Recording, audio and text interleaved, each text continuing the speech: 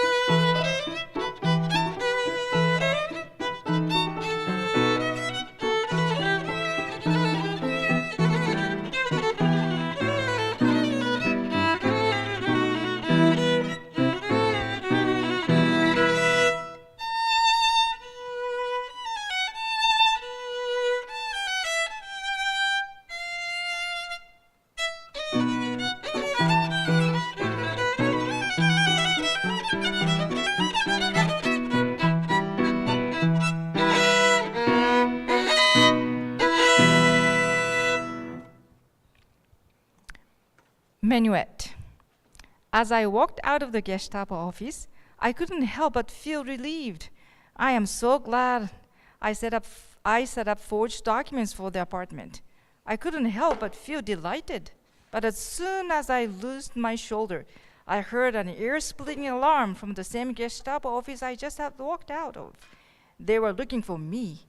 I quickly entered to a nearby ballroom. I ran to the restroom and waited for someone to come in. As soon as an unsuspecting man came walking in, a quick strike to the vagus nerve knocked him out cold. I quickly changed into his suit, walked out of the restroom. As I walked out of the ballroom, I could still hear the Gestapo officers running up and down the streets with the occasional whistle blow.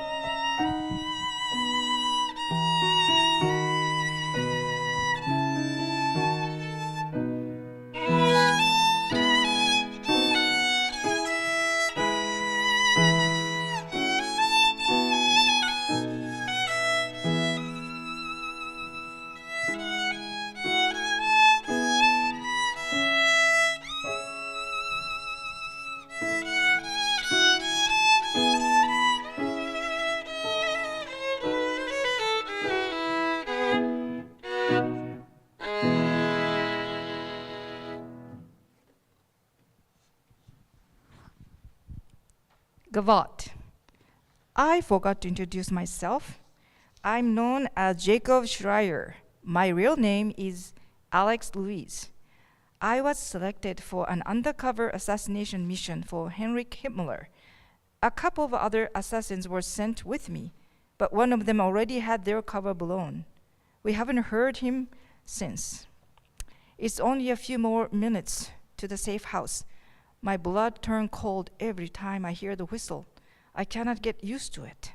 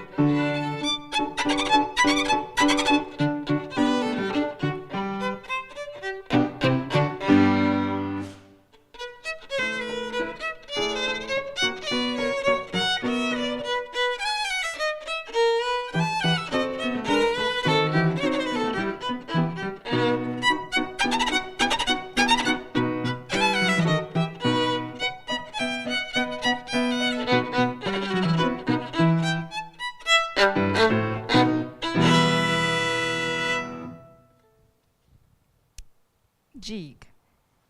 It's been a few days since I arrived at this safe house. I must lay low for a while. I think if I get captured again, there won't be a tomorrow. It is near midnight, and I am waiting for my transport to a more secluded safe house. I must say, the Allies haven't developed a communication system in enemy territory. Suddenly, the room was filled with bright white light from the windows. Then I heard a loud knock on my door. Then I heard a loud voice that cried, "Come out of the house with your hands up. We have you surrounded."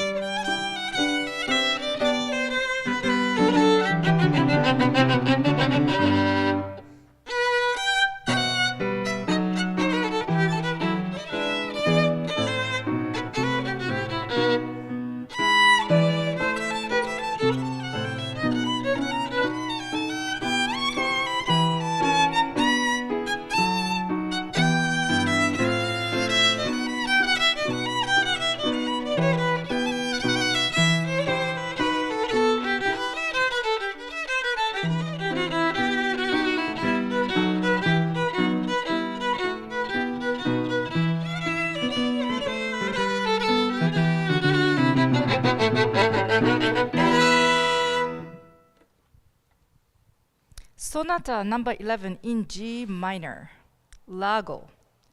I was captured. The truck rattled when it overran the occasional pothole. There were 4 armed Gestapo officers in the back of the truck with me, making sure I didn't do anything rash. Escape seemed hopeless.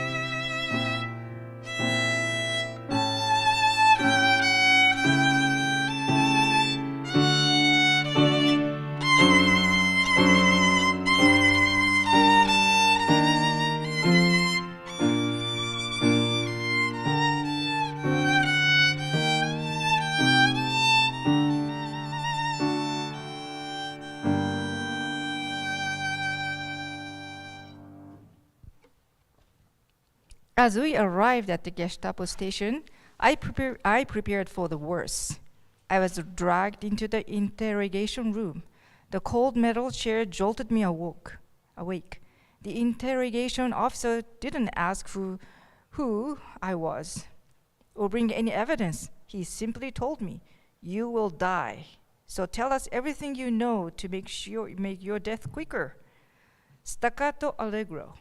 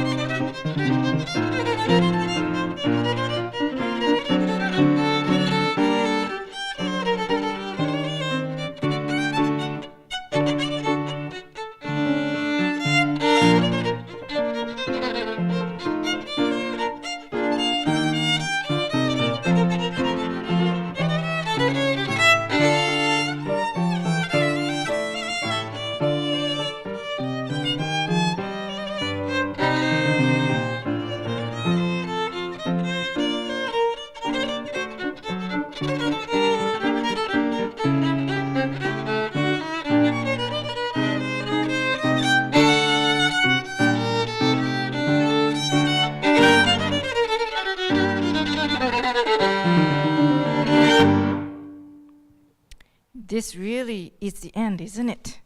I was picked for this mission because I could speak fluent German and had no family connection. I couldn't feel anything. When the officer clobbered me again and again, I still would not talk. Suddenly, I had an idea. I went to church as a kid. Wouldn't hurt to pray. I'm probably going to die anyway. So I said a silent prayer. "Look, God, I've only went to church when I was a kid. And I don't know how to pray, but if you really are there, would it be nice if you could get me out of this?" The beating went on for hours. They finally gave up. The men told me they would kill me the next day. They just left me in the chair. My face was swollen to an unrecognizable point. My left eye was so swollen I couldn't barely see out of it. Just I was losing hope. The last guard left the room. But before I heard the door close, I heard a loud clink. It was the sound of a key dropping onto the ground. The man didn't seem to notice and just closed the door. This was my chance. I hopped towards the door on my chair, then I flipped onto my back so I could reach the keys with my hands. Took a good while, but I finally found the right key for my handcuffs and managed to unlock. But unlike my hands, my feet were tied to the chair, so I needed a sharp object. Luckily, the keys were pointed enough to cut through the thin string. God must be listening after all. Adagio.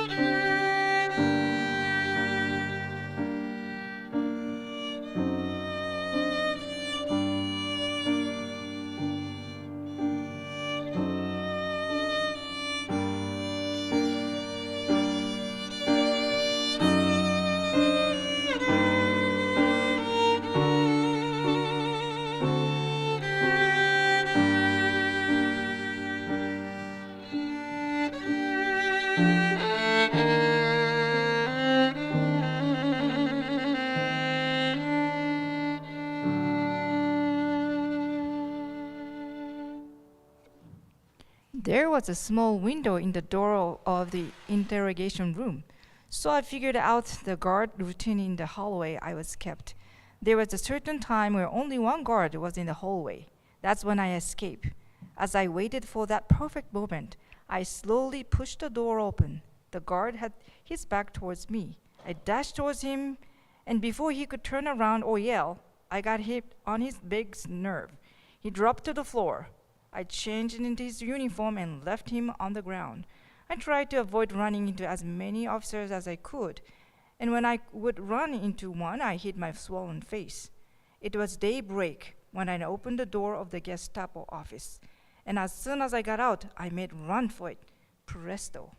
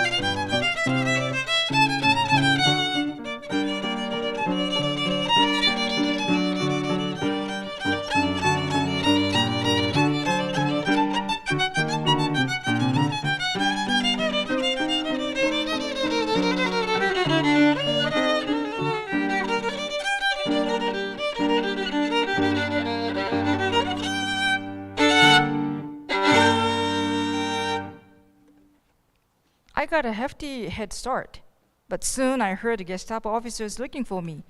I had to hide. I got into the barrels and through the bars, anything to throw them off. God, if you are listening to me, thank you for giving me this opportunity to escape. I had to change into different clothes. It's a strange sight to see Gestapo officer hiding in the barrels. I spotted a clothing store. Luckily, this uniform had a wallet in it. Sorry to the man I took it from, but desperate time calls for desperate measures. I quickly ran inside and took one of the outfits on display and put all the money in the wallet in its place. I'm pretty sure I overpaid, but that doesn't matter. I dashed into the closest store I could find and made a beeline into the restroom. The customers were speechless. Gestapo officers running into the store holding a fully clothed mannequin, running to the bathroom. Luckily, this store looked to have a back door. I quickly changed into a mannequin's clothes and ran towards the back door. I heard a sharp whistle blow, but ignored it. One of the customers must have reported me to the Gestapo. Tambourine.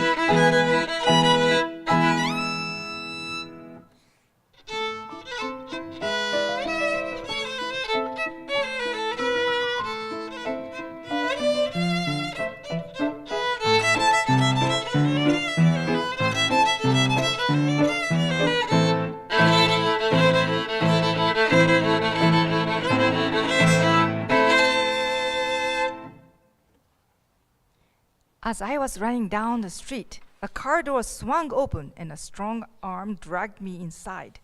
Fear shot through my body. As I was wildly looking around, surely I was done for now. However, the men in the car did not point guns at me or threaten me. They spoke English. A wave of relief washed over me as I realized that this was my real transport. The men inside told me they did a little improvising after they found the raided safe house.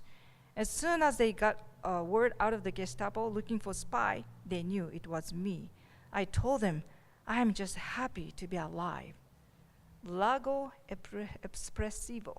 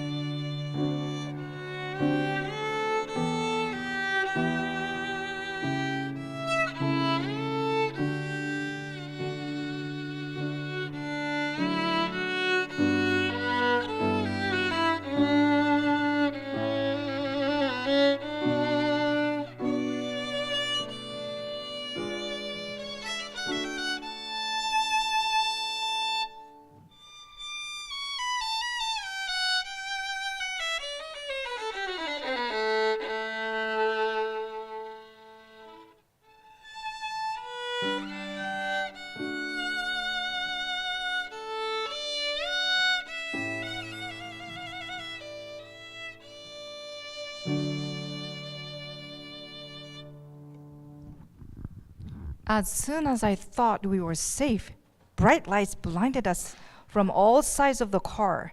The driver reacted fast as we peeled away into our imported Pontiac Streamliner.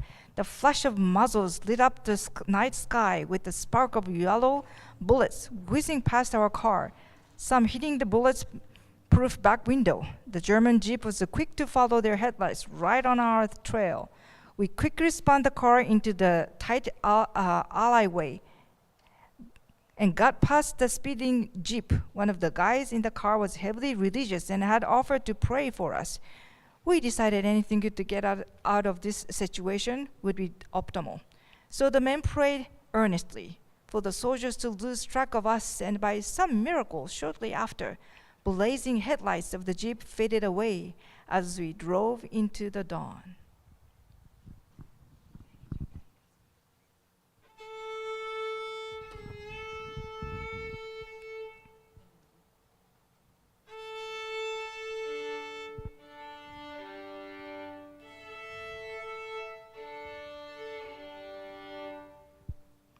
La Folia.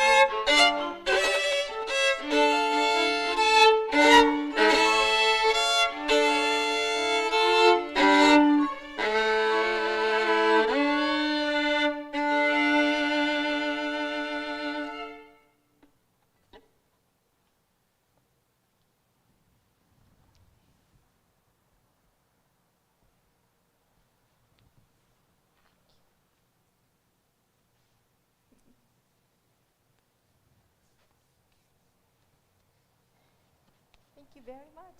Thank you very much for coming. All right. Well, thank you so much, everybody, for coming.